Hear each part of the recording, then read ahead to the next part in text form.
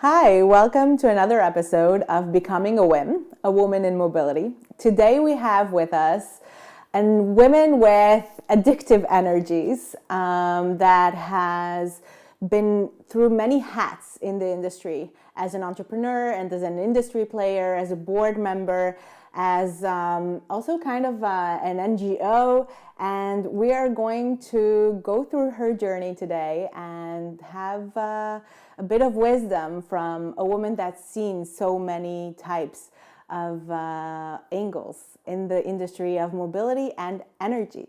So I'm happy to have with us Charlotte Eisner, which is the head of business development at CEVT, the China Electric Vehicle Technology Company. Hello, Charlotte. Hi, I'm so happy to be here. I'm so excited.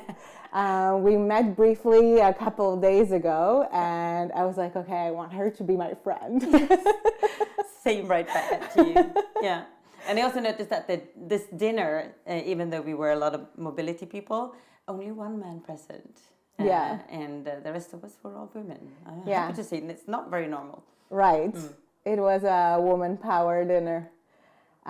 Which is amazing. And so I did a little research on you, and you're one of these people that if you look at your LinkedIn, you have to like scroll through all of that experience. You've done so much, and you also joined the field of mobility coming from an energy angle. So could you start with sharing with us this journey of yours and coming from a male-dominated industry to another one? I'd be happy to. How was that for you? Yeah, I just start to say it's easier to have this long LinkedIn track record if you're old, and I am. So thank you for pointing that out. I think you're productive more than old, and you know your age doesn't show. So now, at a very early stage, I realized that in order to be able to deliver something in this disruptive world, in a disruptive sector, you need to know a lot about what's happening in the surrounding businesses. Because it was very obvious when we first heard about the phenomena of electric vehicles that this would need to include so many new types of peoples and industries to make it happen. Right. Energy sector, of course. I actually, before I entered into the energy sector, I was working as a management consultant, which gave me the opportunity to get to know a lot of different sectors and also generalize. Because with every company we worked with, everyone said, oh, well, our problems are very special. Maybe you cannot help us if you don't work within the industry. and when aircraft and building and hospitals, when they all said that, I realized that everyone has the same issue to solve. Same challenges, different magnitudes, different angles, so but same challenges. Yeah, I had that with me a little bit. And I'm brought up in a family of automotive lovers, car lovers, ICE engine lovers, diesel, gasoline people. But I also come from a family where my grandfather, born in Austria, he was a brilliant engineer, worked with Messerschmitt at the time, married a wonderful woman from this country, from Israel. Really? Yeah, and still did the work that he did for Messerschmitt during many years. But when, after the Second World War, my dad was born May 5th, 1945, and the Swedish industrial Wallenberg family, known to many, and I know that they visit here often, they invited my granddad to come work in Sweden because they had to leave the country very quickly. They also had to leave my father behind, unfortunately. So I did this quite rough travel to Sweden. But he then... to Sweden from where? From Austria. Okay. Yeah. But he then joined Volvo Cars. Okay. And was part of inventing the safety belt. And the safety belt was one of the more important patents that Volvo decided to let loose to open offer to everyone. to open to everyone. Yeah, And it's to one our of the family, biggest innovation in history that really affected this whole domain. and saved lives and all this. And so this was something that we were so proud of as children growing up, that our granddad did this. And then, of course, all my family has been working in automotive. But I was totally not interested in cars. I was a horse girl, and I did other things. But then I heard about this guy, Elon Musk, who also decided to offer his patents for the better of mankind. And I was super intrigued by that. And this is really what brought me into the industry. That, wow. Again, it happened. It hit my heart in a positive way. Mm-hmm. And so I founded, with a technical partner, I co-founded an EV charging company in 2012. Which was way before it was common worldwide. Maybe in Scandinavian countries it was adopted earlier on. But Norway was an early country, and Norway, of course, being the neighbor of Sweden. So we saw that happening. Yeah. But I also saw that the EV chargers were made in a way that they were very hard to like, and I also realized that in order for me to sell my solutions of EV charging, of course, there needed to be EVs in the streets. Yeah. So chicken and the egg. Exactly. Everyone always talks about this chicken and the egg, the infrastructure and the electric vehicle. Exactly, and I say both. I always been saying both at the same time. It's bringing power from two sides to create a force. So we immediately involved in aiding the car industry to actually sell their EVs. And I'm not an engineer. I studied business and finance, but all my life I've been working with engineers, and I love them. So I call myself an engineer whisperer. Not a horse whisperer, but an engineer whisperer. I like that definition. I like them. I understand them, and I convince them that they need me to translate their brilliance into something that people can understand. So that is really what I've been doing for many, many years. Also translating design, because again, back to the EV chargers, the first thing I saw was that this thing needs to be something anyone would feel, I have to have this. So we brought in designers from Koenigsegg Automotive and made beautiful designs, something that would make your house look even better, and something that would stand out a little to create this awareness and to have people ask questions about it in order to grow the market. And that's so more like the Apple approach of doing something sleek and sexy. Definitely that. And also adding software to allow for the house owner and the EV owner to challenge the system of energy, because that's another business that haven't been revolutionized in many, many years, and energy is very expensive. Electricity is expensive, as is of course gasoline and oil today. But the control, at least in most European countries, the control that a few companies have over how much power they are allowing into your industry or your part of the city, it's not something that makes it easier for EVs to be sold, or for us to save the world by lowering the CO2 emissions.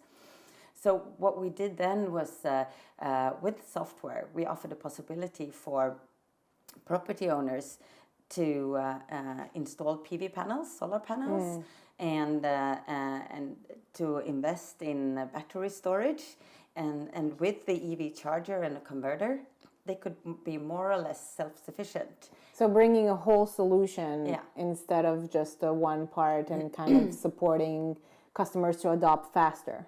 Yeah. So in order to have this change happen, you need to answer so many questions. It needs to be, of course, environmentally friendly solutions. And to us, or to me, it's always been very important also to be a sustainable, good manager, and to source and to purchase goods that are produced in a good, kind way. So I would never be able to offer solutions in the market knowing that somebody else down the line has suffered or not, been treated well. So that good. It's interesting because this is the kind of thought and approach that is only happening today if we're looking at this whole sustainability, circular economy, looking at the whole supply chain. This is something we've only heard in the past 2 years, I feel, 3 years max.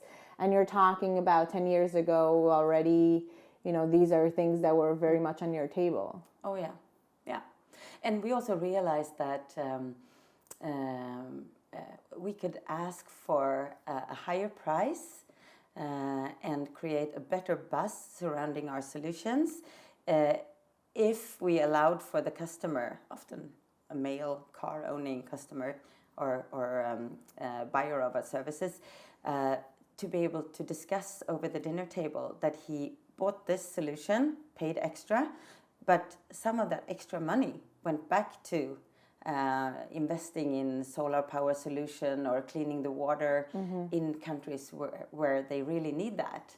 So double good is something that we're doing good and we're saving the planet for future generations, but we also need to do good now. So double good is something we've been working with a lot.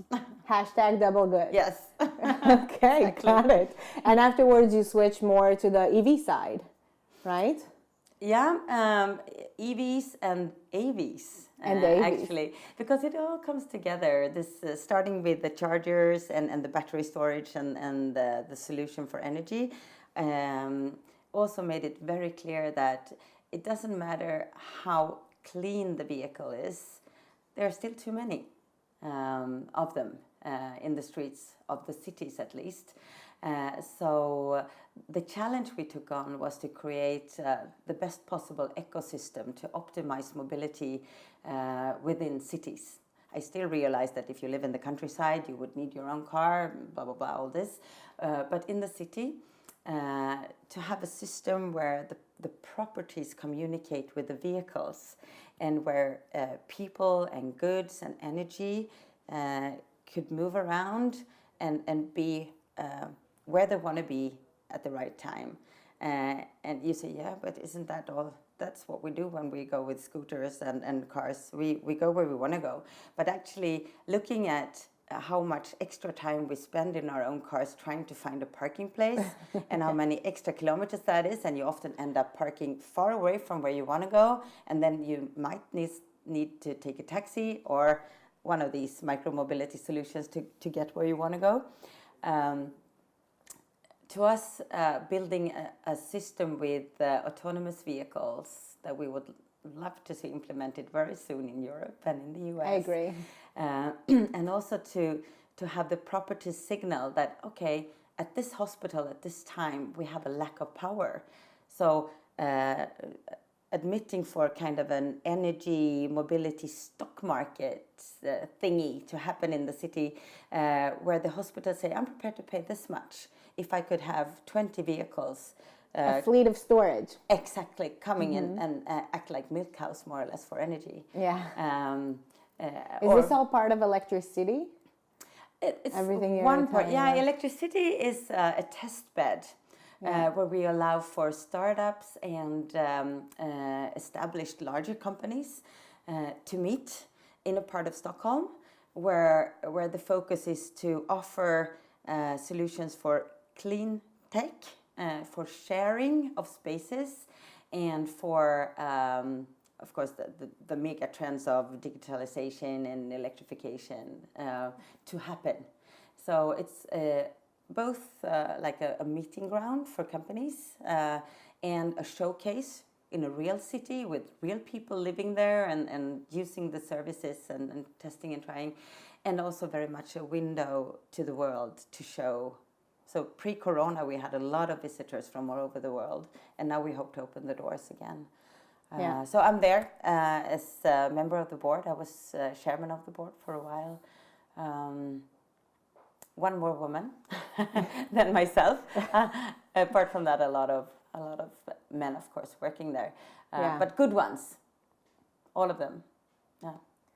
And today, joining the industry, what do you feel is your part, coming from knowing all of these different positions in this ecosystem? And I agree that what you said before in the consulting management, that, you know, we're touching so many things, because mobility today is, it's retail, it's construction, it's insurance, it's energy, it's real estate, it's infrastructure, it's so many things, and it's all together, and we need all of them.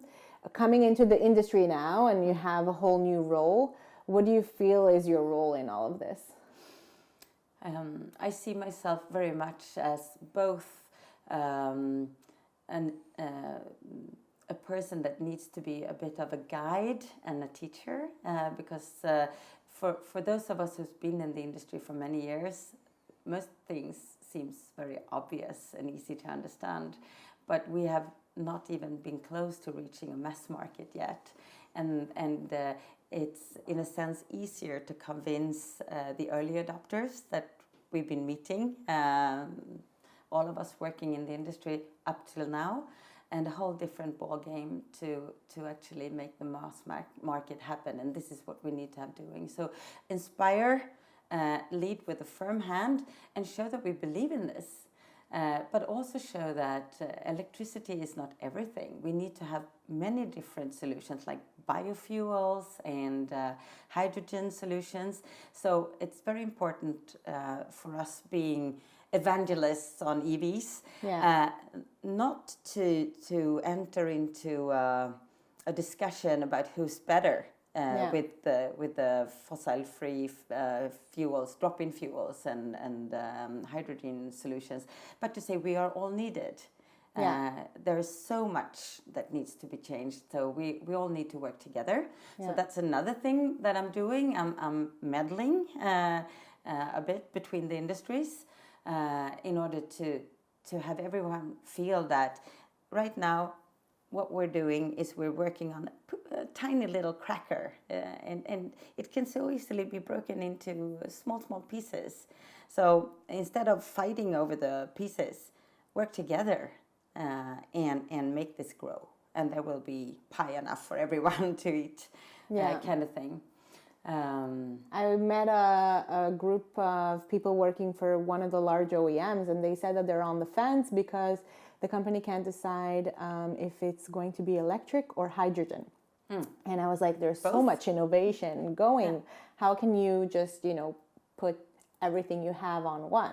And they're like, oh, but it's big budgets, and, you know, it's a whole thing and a whole strategy, and we need to think so many years ahead. But we're in this era that we cannot think so many years ahead. We just need to empower everything that is now and to move everything forward. In the end, it will be adoption. We always think that, you know, in the end, because it's going to be adoption of what users choose, and also what works, right? What we manage to make it very applicable and very fast. And maybe the currency won't only be money going forward. I speak a lot about the currency being trust, sharing of manufacturing plants, sharing of research, R&D, sharing of platforms even. So I hope to see in the next 10 to 20 years a different landscape in industry, also where of course we already see the car manufacturers working together on platforms and so on, but more of that cross-industry to share production facilities and so on and so forth. And then money won't be the most important thing. There will be other currencies more important, like having a planet to still a planet still livable, I would say. So take me way back to your childhood. I wonder, growing up in Sweden, which from the outside seems like a more gender balanced place. I don't know how it felt growing up inside, but do you feel like you got any tools growing up that made you kind of like the trailblazer woman that you are today? Yeah, well, I'm the oldest of three children. I have a younger brother and a much younger sister.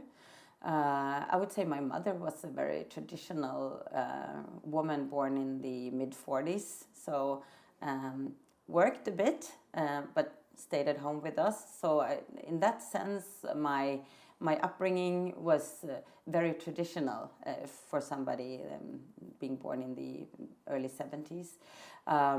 But also there were glimpses of other things in my mother, like she decided when she was 18 to fly to the US because she was offered to be an exchange student. And then my family had a lack of money at home, so she couldn't just study in the US, but she had to find work.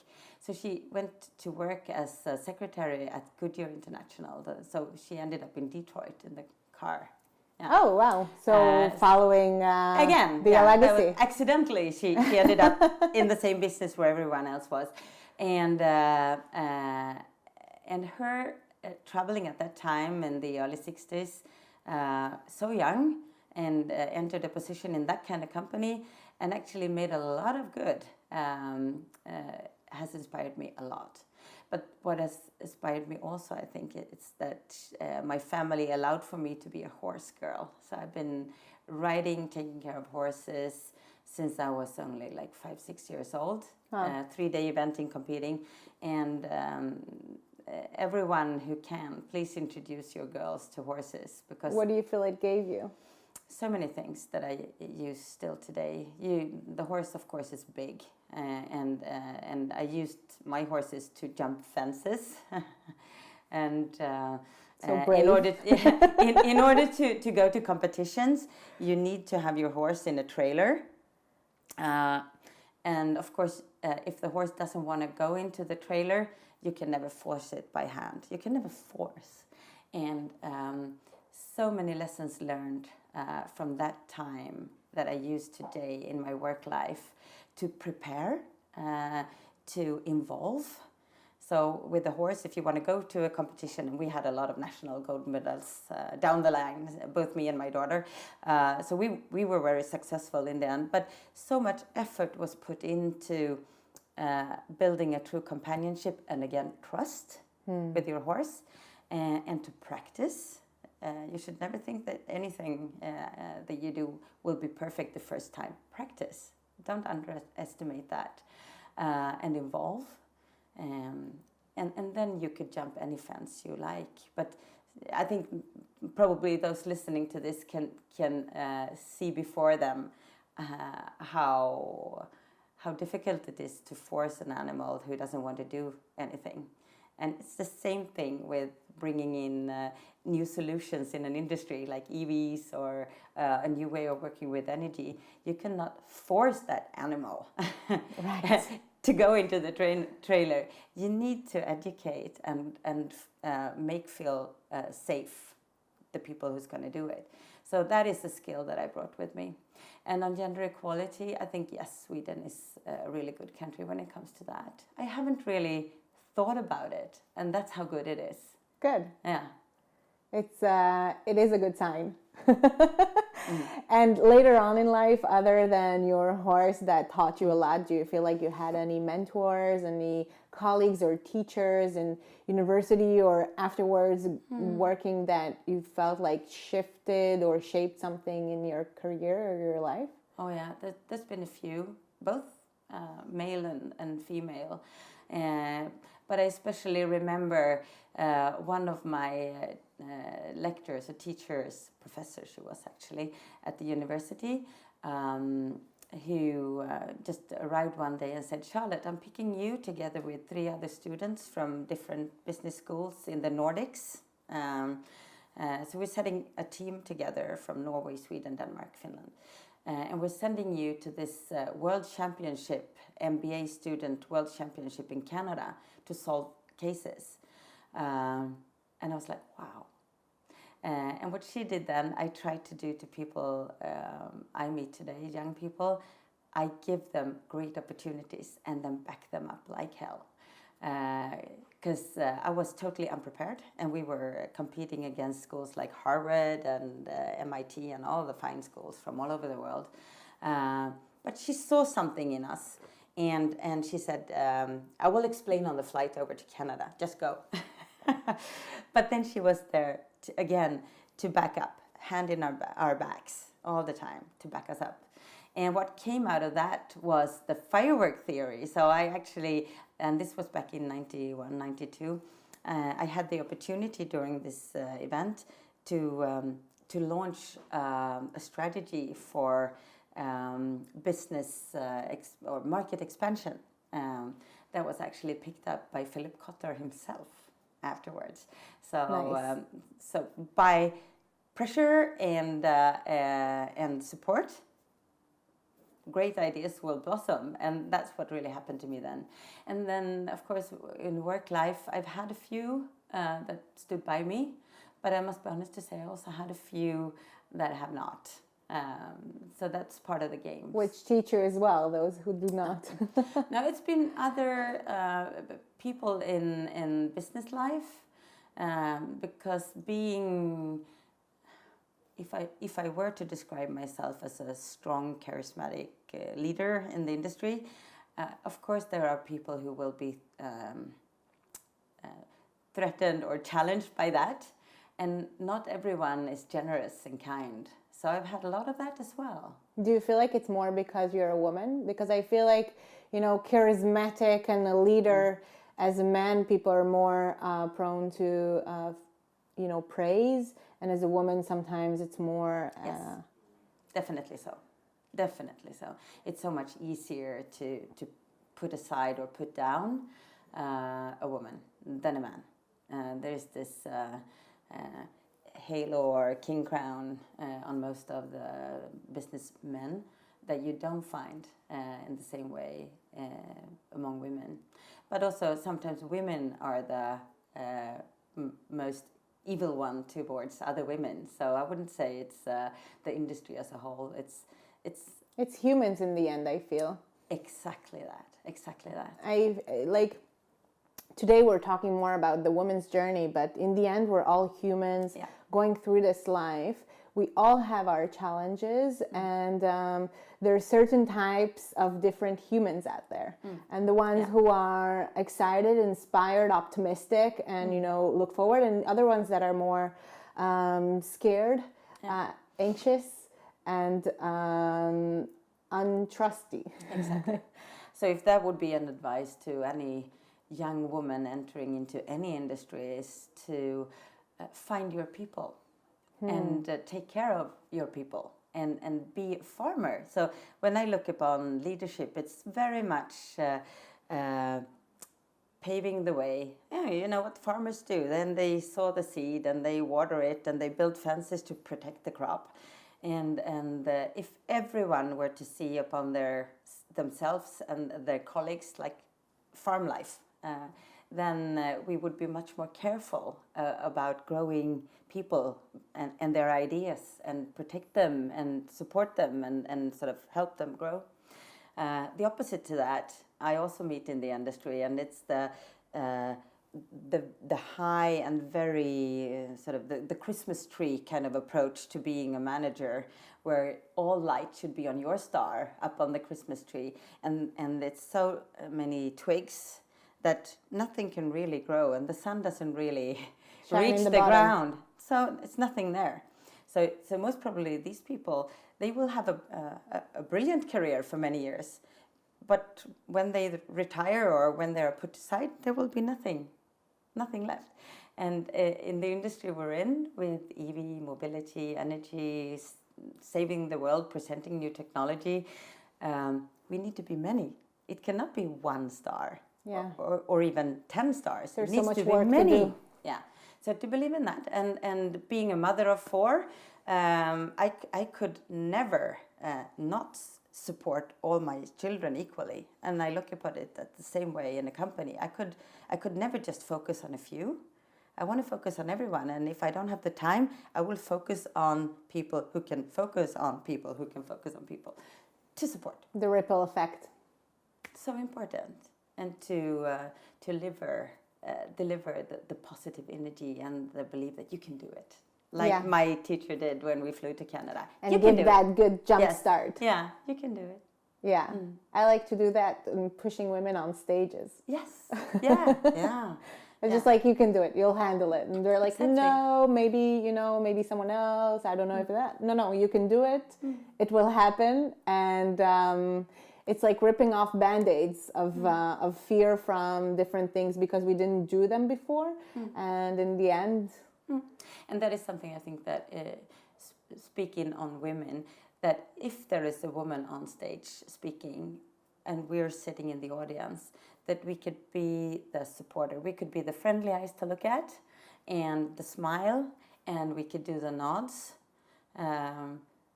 Because in many situations, there are also people sitting like this or like this with their phones and not, and that creates an insecurity. So I think that should be a collective agreement among us, that we support each other. I like that. To have these women glow, because they need to be seen. Like the EVs. I mean, I remember when there was only one EV in a whole city. The first Nissan Leaf, when it arrived in Norway.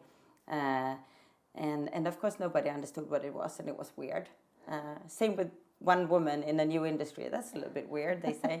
But when we're many, it's natural. Yeah. Yeah. So people need to see it. Yeah, and support ourselves.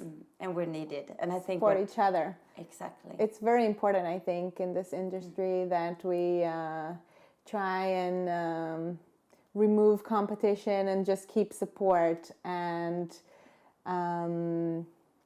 empowerment. Exactly. So speaking of this, you co-founded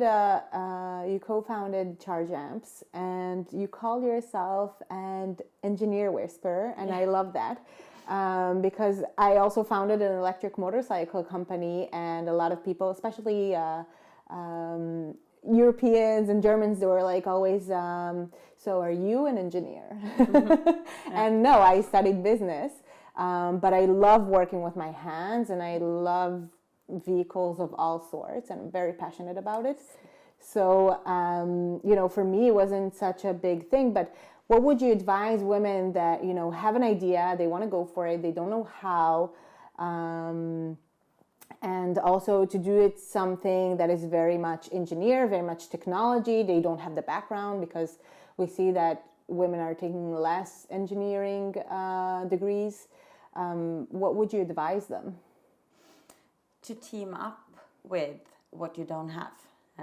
So when you're starting a company and when you want to drive innovation, or you have an idea, don't bring in people like you. Bring in the people who are not like you, with different competences.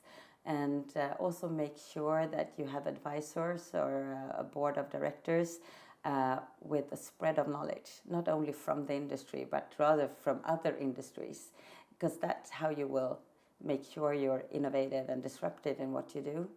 And then look upon it as a marriage. I'm sure many of us have tried to found companies, and in the beginning it's all passionate and everything is like lovely. And you could work 24/7. It's like being in love when you start a company with someone. But the advice would be to early on start discussing what kind of children do we want to have, and if we were not to be able to carry on this marriage for life, how do you look upon us ending it? In a business, when starting a business. Yeah, in a business sense. So what would happen if it doesn't work? Yeah, so already decide on exit terms, and also have the vision clearly described, like will our children go to university, or will we allow them to travel the world, kind of thing. But about products, is this something that we would like to hold on to within our own company, or will we just develop them and then let them go in a way, sort of. So you're on the same page. So it's not only about what product we're doing, it's what is our strategy in business model, and what is our end game. strategy as well, to try and look at everything and the whole story from the beginning. Yes, at least, and you will not have the answers, but at least you discussed it, and you can come back to that later down the path, a few years into the startup, because I see a lot of fine companies with good people not making it because they enter into argument about the business model, or but weren't we supposed to open stores? No, we never said that, kind of thing. So ego is the number one destructor of business. Yes, yeah. That's something I've learned along the way. I think ego should be aside, and only the company's best interest should be the one that's, because ego makes it our best interest instead of the company's. Yeah. It's I think the biggest practice is to understand that it's not me, it's this new logo. You talk about children. It's this new child you're bringing into this world, and what about them? Exactly. No, it helped me a lot, and it's super simple to relate everything to family life or farm life, but I do. Also in relationship with customers or potential customers. It's all a dating game, and sooner or later somebody needs to ask the question, and once you're in the relationship with supplier, customer, you need to treat it with the same respect and not neglect after a while. Otherwise, you will lose something that could have been the best thing for the rest of your life, kind of thing. So customers are relationships. Yeah, and then also a thing that I've been doing throughout the years is I sing a song to my staff, and it's a Kenny Rogers country song. It's called The Gambler, and I will not sing in the studio, but I can cite it because it's about. Please do. It's about a card game, and I heard this song when I was already 39 or something, 38, and divorced, and blah blah blah. Lots of things has happened in my life and work life, and I said to myself, if somebody had played this song to me when I was 15, I would have made things differently. Interesting. And so the lyrics go about card game then. You got to know when to hold them, know when to fold them, know when to walk away, know when to run.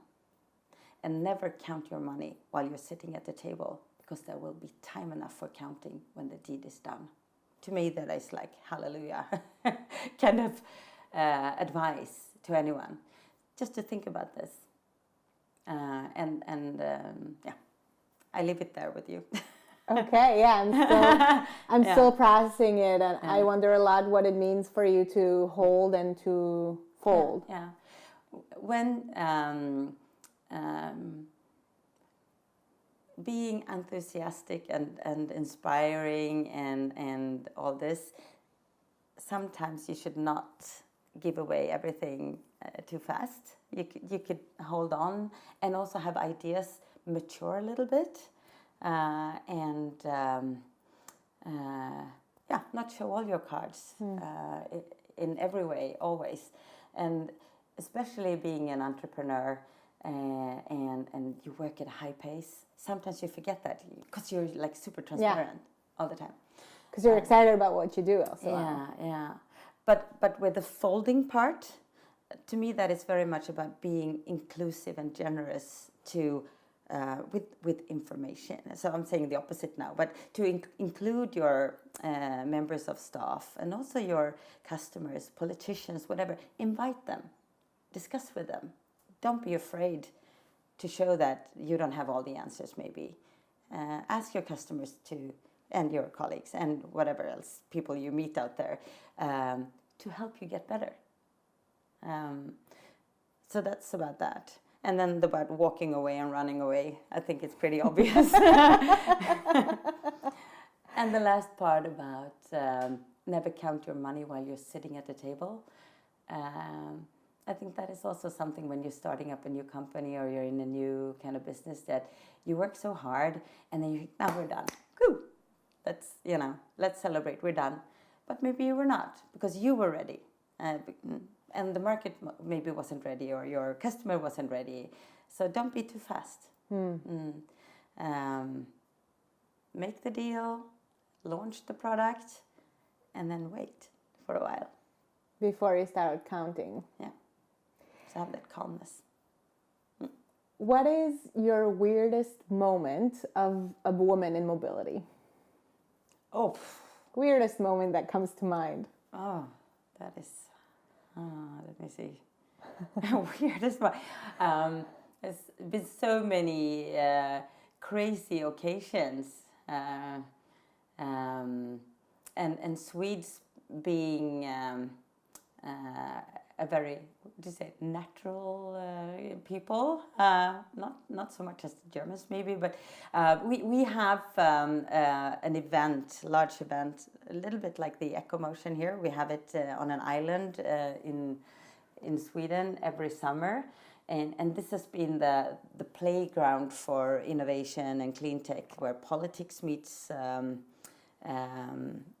with industry, bigger companies, startups, and everyone has been there, all the big OEMs. And so we decided to have a women in EV party together. All the women we could find in this little village over the 1 week of events that happened there. And so we brought in a bartender who offered to speak with every person who was there for 1 minute, and then mix a drink according to their personality. And you could have it either as a long drink for yourself or as shots, so you could sort of offer yourself to others. Nice. And so many interesting things came out of that session. And of course, everybody became a little bit drunk. You do a lot of juggling, I feel. You do so many things together. Still now you're on boards and you ride horses and you're raising 4 children. Any tips on how to juggle it all, how to balance your time? I don't so much believe anymore in work-life balance. I think it's like everything is coming into one, and we need to just balance it all. Right now with this pregnancy, I feel like I'm an electric vehicle, which I need to calculate kilometers. I need to calculate my charging times and, you know, how much I need as a range. Yeah. And any tips on how you're doing it, how you manage your day-to-day, your week, your month, like how do you do it all and keep the great vibes, because it's important. I have some advice, because I've given it a lot of thought how to continue to be happy and not worrying about not being able to deliver. So what I came to is don't try to be perfect all the time. Just be. Make sure you help someone every day and tick that box, because that will make you feel very good about yourself. And it could be your child or a colleague or a stranger. Exercise. And to me, exercise could be a walk. So instead of just accepting a lot of meetings that will be stressful for you to get to, driving around the city, say, can we have a call? Can we walk? A walk and talk? And make sure that you spend some time during the day when it's daylight outside in the sun, or at least in like daylight, because that will make you feel better. It's part of the your whole crop, thing. yourself, your crop as well, making sure photosynthesis. Yeah, and bring your children, include your family, and have your colleagues include their family and children.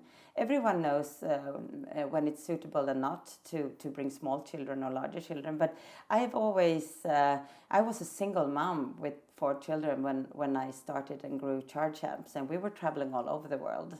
And the boys got Heelys, the shoes with wheels under, and they had the Disney Cars cabin bags, and the 2 small kids were in a stroller. And of course I looked like a gypsy, if I'm allowed to say that. There was a lot of people coming, but it also made my business partners relax in a bit. Yeah. And of course, everyone knows kids. They were sitting with their iPads and stuff, so they were happy being around me, and I was happy not to have left them behind with a nanny or a grandma or something. Sometimes you do that, but it should also be okay to bring and include and inform, because that will make you as a person to feel whole.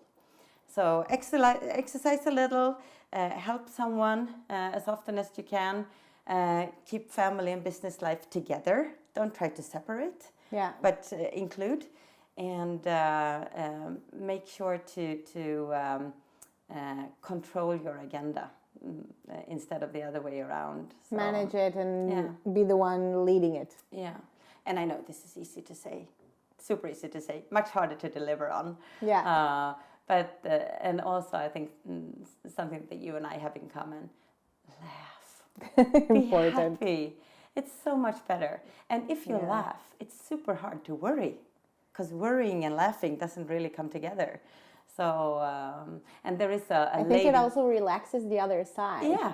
Right? When you have a meeting and you welcome with a big smile and laughter and warmth, I feel like it's something like you're able to actually connect and actually speak as human beings, is not like very serious and stiff and like, what are they thinking, And that is also the wonderful thing with the business that we're in, the business of innovation and the clean technology, EVs. Everyone understands, I think, that in the end it's a collaboration that will bring the best solution. So it's not a competition. And when we meet potential customers or competitors in the market, if we can look at each other as collaborating partners, and the end game is a beautiful world for our grandchildren to live in, then it's a whole different climate. Then you don't need to have this really tough negotiations. Because we're all in the same goal together. Yeah, like Elon Musk and like my grandfather. Be generous and offer your talent and your smart thoughts for the better of mankind. Because it will help accelerate everything, basically. Yeah. And so you have 4 children, 1 daughter, right? Yes. And would you advise your daughter to enter the mobility field?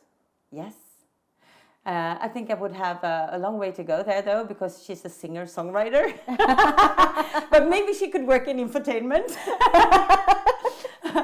Well, I feel like the whole, like once we figure out all the infrastructure technology, the whole new era is what are we going to do in the vehicles, right? All the connected services, like what's going to happen inside. Yeah. So, but joke aside, what we're talking a lot about, because she's also a very talented artist in a way, for her to enter into architecture and construction of or designing of smart cities. This is something we talk about a lot. And again, coming back to where we started a little bit, the vehicle is one thing, but it's one part of an ecosystem where you need to have the sharing spaces, the smart buildings, the smart energy solution, everything comes together. So I'm pretty sure she and I will work together. My son is already in the EV industry. Really? One of them, yeah. So I'm happy to align with him and work with him sometimes too. Yeah. Nice. Last question. You told me this is your rock and roll year. Yes. What does that mean to you? Well, I turned 50 last year. So I said, this is the sort of midlife year when I can do whatever. And having been the dedicated horse rider for many years and a student at the university, I wanted to have the best grades. I'm very competitive in that way. And then launching a career and building on that. 4 kids kind of thing. And now they are older, and I think I have my place in the work life. This is a year when I'm gonna do whatever I feel like. Anyway, still working, still have bills to pay and all this, of course. But I will allow myself to to speak more freely on subjects that I care about and smoke a cigarette every here and then. I'm all about 30% poison. I told you that. Yes. Well, Charlotte, it was fun. I enjoyed really much this talk, and I feel like we've touched so many important topics, and I hope we inspire some women to join this field today. Yeah, I truly hope so. And I'm here if anybody needs me. I like to help, as I said. Nice. Yeah. Thank you.